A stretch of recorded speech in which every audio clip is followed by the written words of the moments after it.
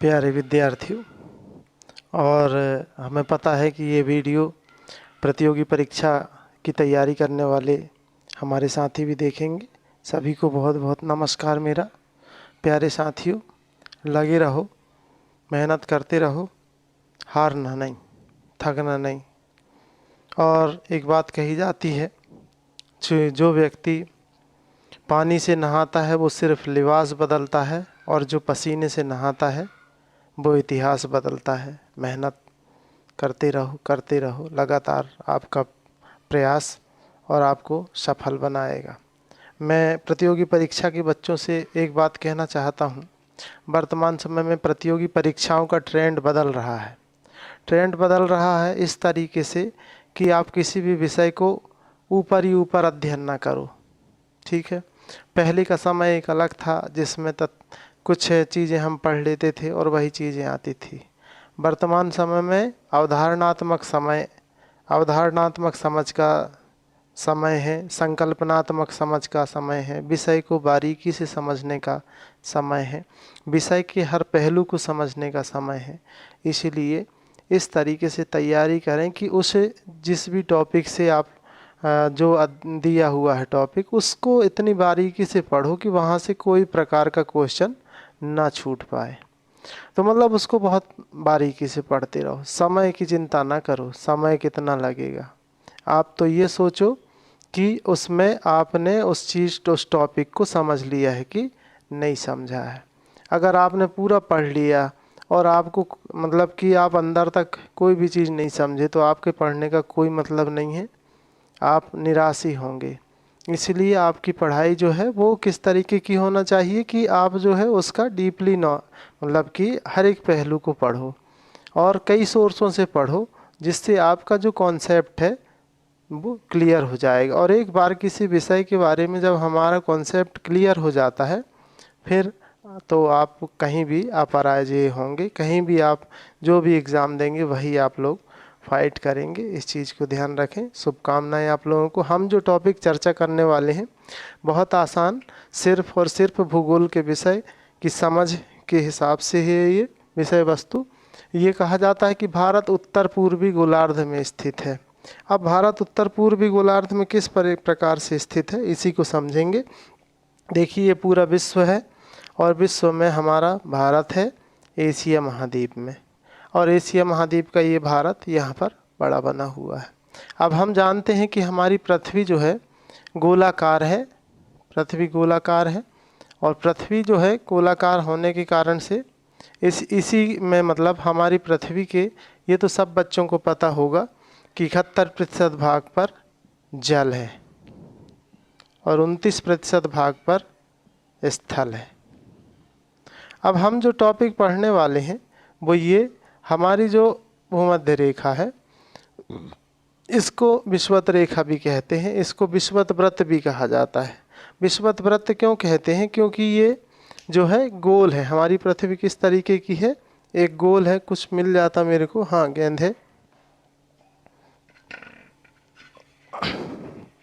जैसे ये दिखाई दे रहा होगा आप लोगों को, तो ये गेंद है। हमारी पृथ्वी भी गोल आकार की है, नारंगी की तरह। तो अगर हम देखें तो इसको जो पृथ्वी के बीच का जो हिस्सा है, ये क्या है? उभरा हुआ है पृथ्वी का। और ये जो पृथ्वी के बीच का हिस्सा है, इसको विषुवत वृत्त कहा जाता है। विषुवत वृत्त कहने का मतलब है इसका कि ये जो विषुवत रेखा है एक वृत्त की तरह है। जब हम इसको यहाँ पर ड्रॉ कर दें, मतलब आप बोर्ड में देख रहे होंगे, तो बोर्ड में आप देख रहे होंगे तो ये सिर्फ एक भाग दिखाई दे रहा है। यहाँ पे इसको देखेंगे तो ये भी सामने का एक भाग दिखाई देगा, लेकिन ये विषुवत रेखा पीछे की तरफ भी है, इसलिए इसको पूरा की पूरा विषुवत वृत्त कहा जाता है। ठीक है, तो ये विषुवत वृत्त समझ गए होंगे आप लोग। अब इसी को अगर हम एक कल्पना करें कि इस गेंद को हम बीच से काट दें, ठीक है, तो बीच से हम अगर काट देंगे इसको, गेंद को, तो होगा क्या? होगा ये कि ये ऊपर वाला जो हिस्सा होगा, ये ऊपर का हिस्सा, ये एक भाग ये बन जाएगा इसका। ठीक है, तो ये जो ऊपर का हिस्सा है ये कहलाता है उत्तरी गोलार्ध। उत्तरी गोलार्ध। गोलार्ध का मतलब है सीधा सीधा गोले का आधा भाग। गोले का आधा भाग। ये हो गया गोलार्ध। ये हुआ गोलार्ध, मतलब यहाँ पर भी कोई चीज़ होगा तो वो नॉर्थ ही कहलाएगा, इधर भी कोई चीज़ होगा तो वो नॉर्थ मतलब उत्तर ही कहलाएगा, इधर भी होगा तो उत्तर, इधर भी जो भी प्लेस है इस पूरे क्षेत्र में वो उत्तरी गोलार्ध कहलाते हैं। अब इसी भाग का नीचे वाला हिस्सा जो है, इस भाग का नीचे वाला हिस्सा जो अभी हमने काटने की बात किया था, ये नीचे वाला हिस्सा ये कहलाएगा दक्षिण गोलार्ध, मतलब दक्षिणी गोले का आधा भाग। अब ये उत्तरी गोलार्ध हो गया और ये दक्षिण गोलार्ध हो गया। ये तो क्लियर हो गया होगा आप लोगों को। तो ये उत्तरी गोलार्ध और ये नीचे का दक्षिणी, मतलब यहाँ भी कोई चीज़ है तो ये दक्षिण में कहलाएगी, और यहाँ पर भी कोई चीज़ है दक्षिण में, इधर भी ये पूरा की पूरा हिस्सा दक्षिणी गोलार्ध कहलाता है। गोलार्ध मतलब गोले का आधा भाग। अगर हम इसी पृथ्वी की बात करें कि अगर हम इसको सीधा काट दें, सीधा काट देंगे, तो सीधा काट देंगे तो भी इसके दो भाग बनेंगे। सीधा काटने पर कितने भाग बनेंगे?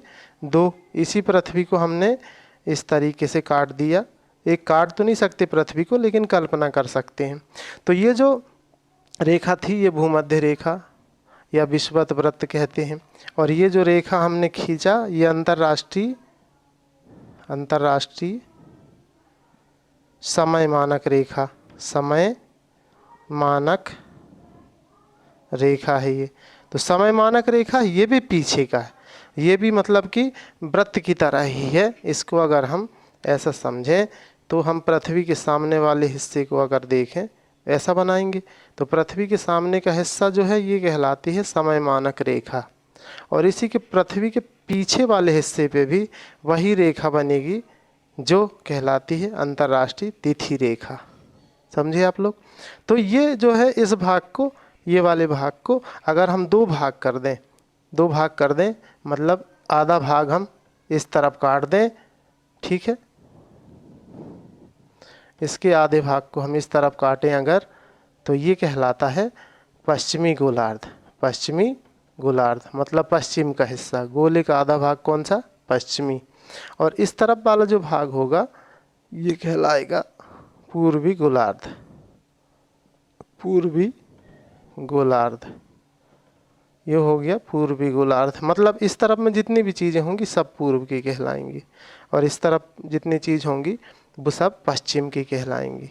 ये यहाँ पे कोई चीज़ है तो ये पश्चिम में होगा, इधर है तो पश्चिम में, इधर है तो पश्चिम में, इधर है तो पश्चिम में, कोई भी स्थान हो कहीं पे भी हो इस वाले हिस्से पे, तो ये कहलाता है पश्चिमी गोलार्ध। अब यहाँ पर समझने वाली बात ये है कि ये जो है पश्चिमी गोलार्ध हो गया, ये पूर्वी गोलार्ध हो गया। अब हम इसके जो है इसी के हम चार टुकड़े कर दें। कितने टुकड़े कर दें? चार। पहला टुकड़ा ये हो गया और दूसरा टुकड़ा ये, मतलब ये वाला भाग ये अलग हो गया। यहाँ पर देखें तो हम इसको ऐसे बना सकते हैं, ये भाग, ठीक है। इसके इस तरफ वाला भाग ये कटा, ये कहलाया। इसके इस तरफ का भाग ये कटा, ये कहलाया, और ये वाला भाग। अब अगर हम दिशाओं की तरफ ध्यान दे रहे होंगे तो आपको समझ में आ रहा है कि ये उत्तरी गोलार्ध है। अगर गोलार्ध की तरफ करें तो ये कौन सा गोलार्ध है? उत्तरी। ये भी कौन सा गोलार्ध होगा? उत्तरी। फिर नीचे वाला हिस्सा कौन सा कहलाएगा? दक्षिणी। ये है ना दक्षिणी, तो ये भी क्या होगा? दक्षिणी। और फिर इसके बाद अब इसके ये वाले भाग की बात करें इस तरफ के, तो ये कहलाएगा पश्चिमी, और ये कहलाएगा पूर्वी। पूर्वी कहलाएगा ना, इधर का हिस्सा भी पश्चिमी। यहाँ पर देखिए ये वाला हिस्सा क्या कहलाएगा? पूर्वी कहलाएगा। अब हमारा भारत कहाँ पर है? हमारे भारत की जो लोकेशन है वो यहाँ पर है। समझे आप लोग? हमारे भारत की जो लोकेशन है वो कहा जाता है उत्तरी पूर्वी गोलार्ध में है, तो इसलिए कहा जाता है कि भारत उत्तर पूर्वी गोलार्ध में है। यहाँ अमेरिका होगा तो कहेंगे उत्तर पश्चिमी गोलार्ध है, इधर का ना ब्राज़ील होगा तो कहेंगे दक्षिण पश्चिमी गोलार्ध में है, इधर ऑस्ट्रेलिया है तो कहेंगे दक्षिण पूर्वी गोलार्ध में है। तो इस तरीके से दिशाओं का निर्धारण होता है, ठीक है। अब दिशाएं तो जानते ही हो आप लोग, सब लोग, कि इसको उत्तर कहते हैं ऊपर वाले भाग को, नीचे वाले भाग को दक्षिण कहते हैं, और जो दाहिना हाथ होता है इस तरफ होता है पूरब, और ये बाएं हाथ तरफ पश्चिम, है ना। तो इस हिसाब से भारत जो है कौन सी गोलार्ध में हुआ, उत्तर पूर्वी गोलार्ध में हुआ। जिस बात को हम समझाने के लिए यहाँ पर ये शुरू किए थे प्रयास, शायद आप लोग समझ गए होंगे। तो कभी भी दिशाओं के बारे में अगर भूगोल में आपको समझ में ना आए, इस चीज़ को ध्यान करिएगा, आपको ज़रूर बनेगा। शुभकामनाएं, धन्यवाद।